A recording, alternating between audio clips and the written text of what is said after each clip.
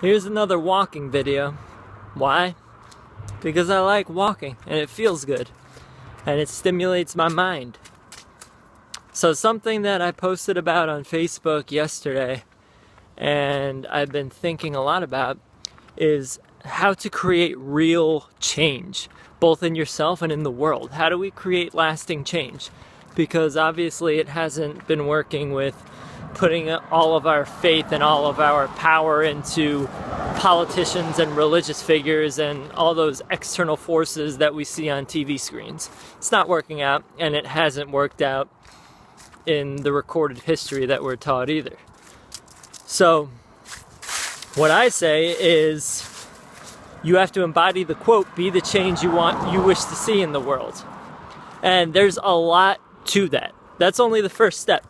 But there's so much to that, the going inside. First of all, there's so much to reality that we don't know how malleable it is, how it could be a hologram, it could be more of a dreamlike structure than a fixed thing that we're taking in.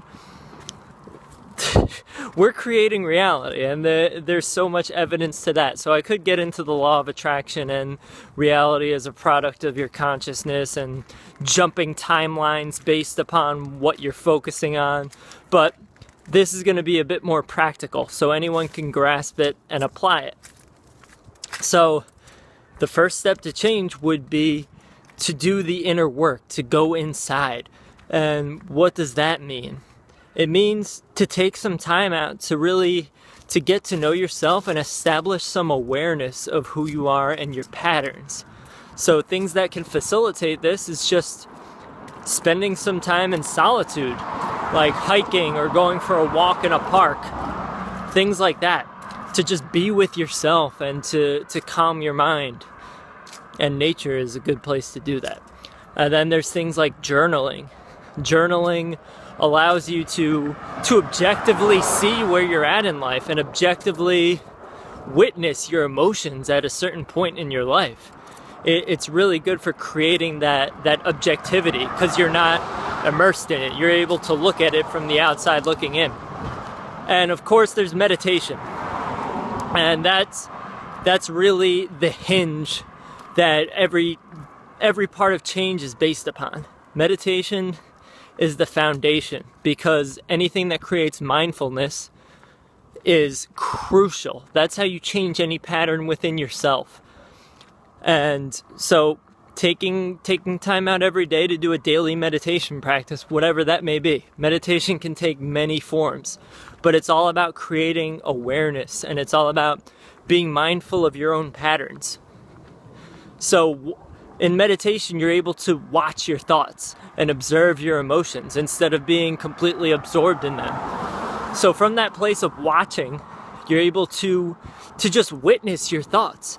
So if you're watching a pattern being established, then you're disassociating from that pattern. And from that place of awareness, you can change it. So that's the inner work. It's all of that kind of stuff. And then after the inner work, the next step would be to clear all of your bullshit. Of course, we're humans, so we'll never clear all of it, but you can clear a lot of the bullshit, the fears, the self-limiting beliefs, the traumas you're holding on to.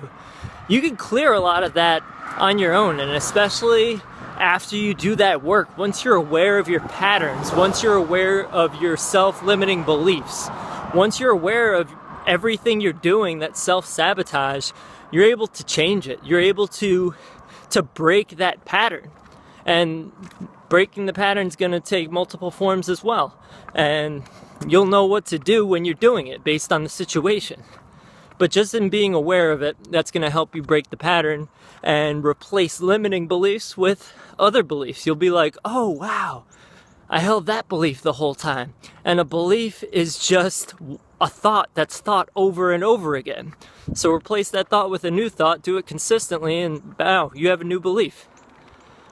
So the second step is clearing all your bullshit, or most of it.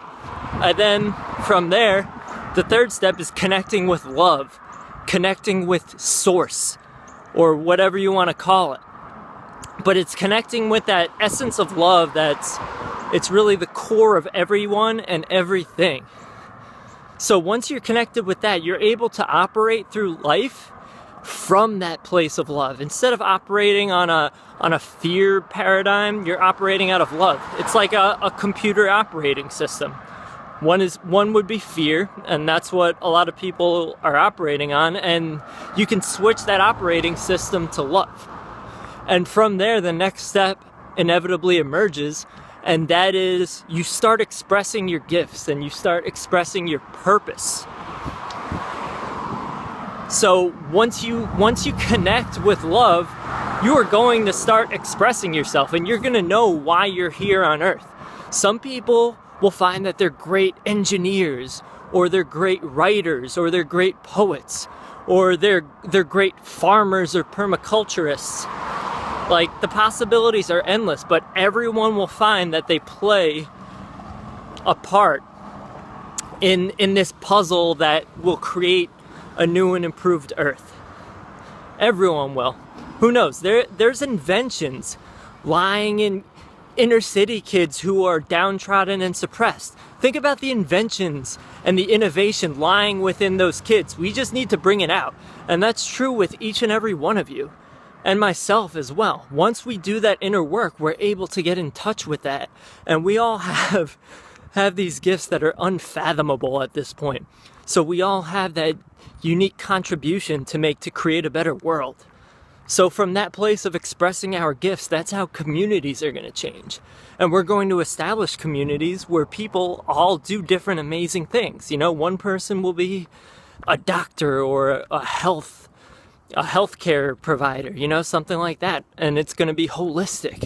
One person will be a builder, you know, a carpenter. One person will be a shaman. Everyone will play a different role. So we're going to change communities on the smaller scale. And then because we have technology available, these communities are going to be networked together, technologically communicating through these networks. So networks of communities are going to expand into a global network of all of these communities. So it's going to be like neo-tribalism. We're going to have all the benefits of tribalism with the individuality merged with technology working to our benefit, not to our detriment. So that's my vision of how change takes place. It happens from the inside out. It doesn't happen from the outside in, and it certainly doesn't happen from the top down. Because it hasn't worked. You know, all these people are focusing on TV screens and what politician said this.